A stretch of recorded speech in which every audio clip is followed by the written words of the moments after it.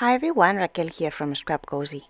Today I share with you the first spread of the mini art journal that I created last week. This is part of a bigger project which I'll share on future videos, so if you are new to my YouTube channel, make sure to subscribe and click the ring bell button so you'll be notified when new videos come up. And by the way, let me know in the comments what do you prefer to see next week. You have two choices. Do you want to see the next page of this art journal, which is on the screen right now? Or do you want to see how I created this base where the art journal is stored? I'll publish the next video based on your comments, so start voting. I'm reading you. Okay, now let's recap. Last week you saw how I created the art journal from scratch, how I bound it, and I decorated the outside cover and how I started preparing all the backgrounds. The first background is very simple to make. I just use Infusions on top of the paper, sprinkle them, and then spread some water and press the two pages together. I dried them and then I have an initially background set up, kind of. So now I'm going to add some vintage photo distress, just the normal ink, and then I'm going to apply it on everything that I see white, and that will be my base to start creating my journal.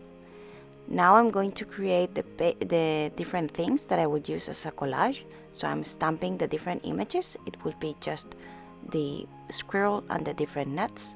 And now I'm going to color them with Infusions. I'm using again golden sands for the yellow bits, which will be the belly and the different parts of the squirrel, and also for the nuts.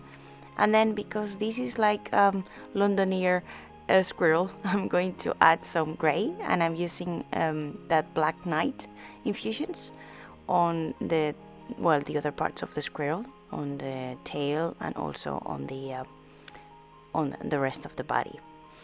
And then for the nuts, as I said, I'll go back to golden sands and I'll cover them kind of yellowish.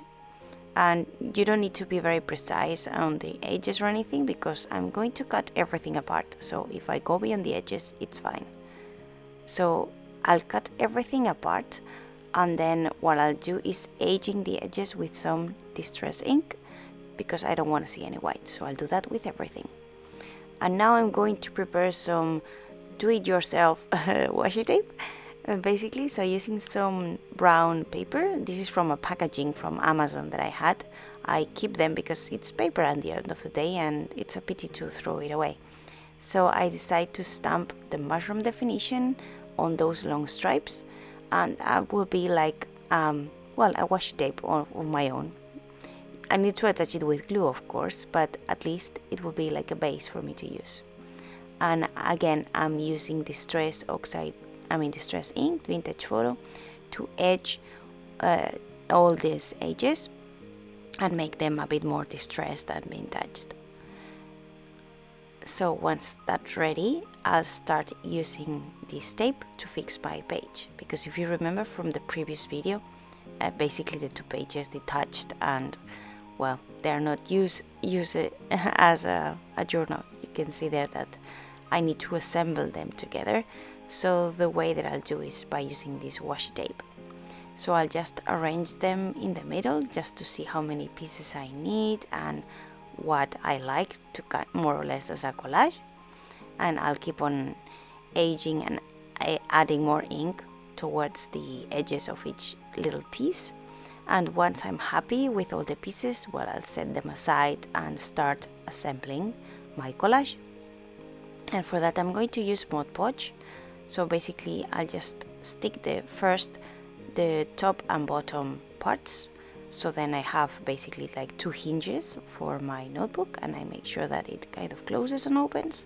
And then I'll do the rest in the meantime, in between basically. And if you see all the thread that I used to sew the art journal, it's there, and I'm making sure that I stick it properly with the different tapes. So I'm basically attaching it to the base, and I'm making sure that the thread that remains putting the pages together is kind of as sturdy as possible. So I'm kind of hiding the loose ends under those stripes, if that makes any sense. I don't know if I'm making any sense or not, but basically I'm sticking the two pages together, making sure that the art journal stays put, okay? So I'm just adding all the little pieces, and now I'll carry on with the rest. I'm stamping my squirrel in position because I'm going to glue the one that I colored on top of that one, and I'm going to create a quote. It will be inspired by nature. This is from another stamp set, and then I'm going to just color it again with golden sands and dry it, cut it, and then aged it, and then I'm going to basically place it on top of that middle part that I did with the washi tape as decoration. That will be the title of the page.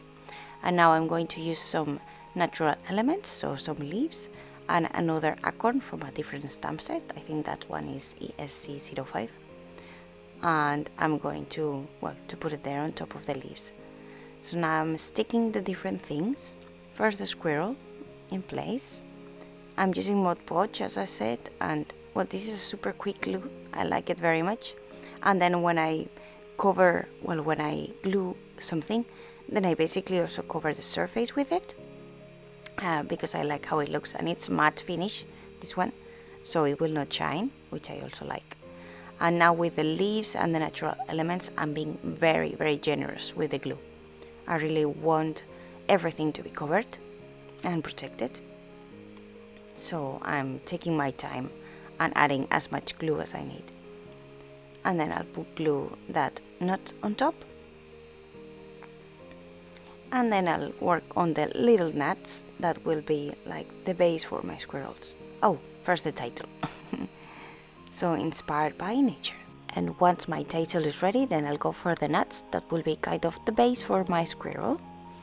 So it will be eating nuts. And I'm using first the stamp as it is, so I haven't cut that bit, but then because I cut it as second part, then I'm attaching things on top to add dimension. So I'll add some random nuts on top of the ones that I've already glued, just to make them pop a little bit. I could use like foam or something to make them pop even more, but because I want my journal to close, I don't want it to be that bulky.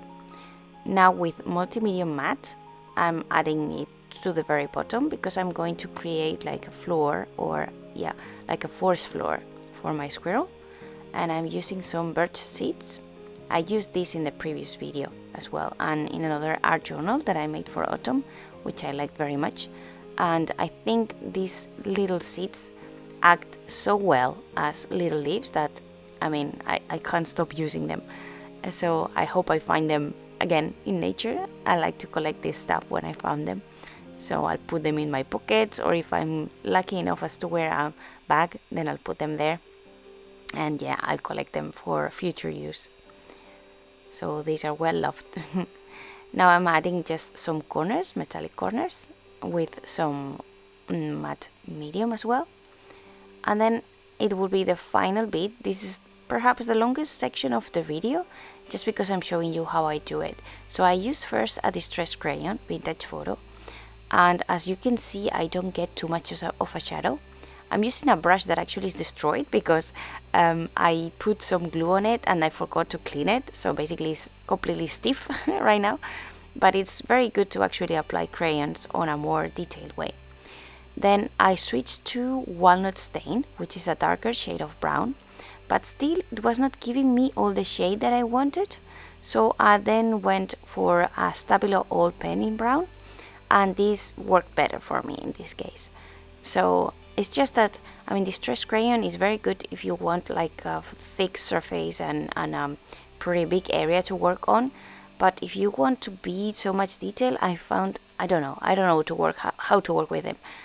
I just saw today Tim Holtz actually demoing some of the new crayons that he has released, the Mica ones, and I think that he achieves very, very good results, but it's more to highlight zones rather than adding shadows. So I don't know, if you have a tip of actually adding a better shadow than this, please share it with me, okay? But I think that for me the go-to is using the Stabilo old pen. So it reacts with water and it gets a darker shade if you kind of water it.